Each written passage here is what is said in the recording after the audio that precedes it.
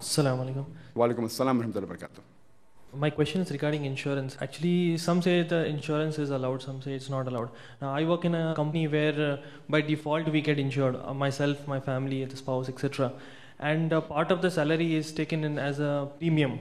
So we don't have an option. Now, in case there is a medical requirement, can I avail the benefits of insurance for myself and my family? But that's the two parts of the question. First part, that medical insurance, is it allowed or not? Or is insurance haram or halal? And secondly, since this company has forced him into a policy of insurance from his salary, so can he avail of the benefits? As far as the first question is concerned regarding is insurance allowed or not, per se insurance is not haram. It is mubah, it's optional, it's halal, insurance per se. But because most of the insurance, they involve interest or riba, that's why it becomes haram. So business per se is halal, allowed. But if the business deals with alcohol, it becomes haram. If the business deals with riba, it becomes haram. So similarly, insurance per se is not haram. But because most of the insurance is based on riba, it's connected with interest, therefore it's haram. There are many Islamic insurance companies which I know, in Oman, in Dubai, many. There are many which I'm aware of. So if it's based on the Islamic Sharia guidelines, insurance per se is allowed. But in India also, most of them which I know of, they deal with riba, therefore it becomes haram. Now, as far as in your case, you're working in a company, and they say that you have to take out a medical insurance, and they cut from your salary, and then can you avail the benefits? See, there are many things which are rules of a company, which you have an option to avail or not, and some places you don't have option. As far as medical insurance is concerned, if the company cuts, I feel if you go and approach the management and say, I don't mind insurance, but because it is haram in our community, please don't cut my salary. First thing you have to check up with the medical insurance that a company has involved in, is it haram or halal? Most of them are haram, so you can request them that see to it that you choose a company which is halal.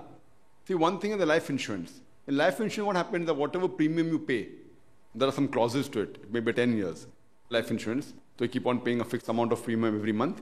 And if the policy matures after 10 years, if you don't die, you get the same amount back. But if you die in between, you may get double. If an accident, you may get more. So it depends upon the policy. So this surely what money you give, it comes back to you. It is surely interest-based. Most of the others also interest-based. In a medical insurance, you pay amount whether you get sick or not. If you don't get sick, you don't get the amount back.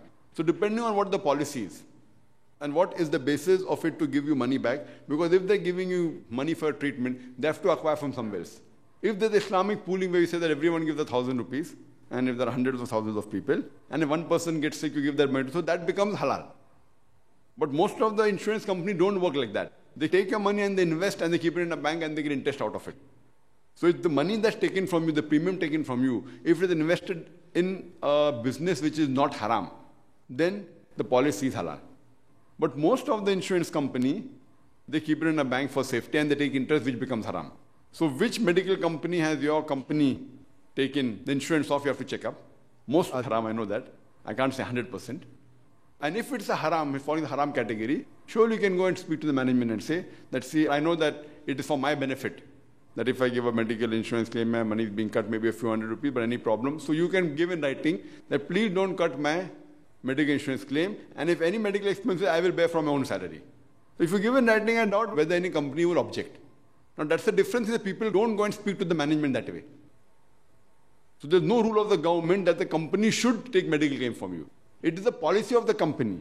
And if you're able to convince to the company, say, this is my religion, it is haram, no Muslim may have come and told them that.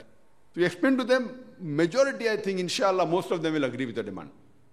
And there are many such cases which I have guided people in other aspects like offering salah. You go and request, why won't they accept it? But speak in a good way. That if you are taking a few minutes for salah, say, I will work extra for that.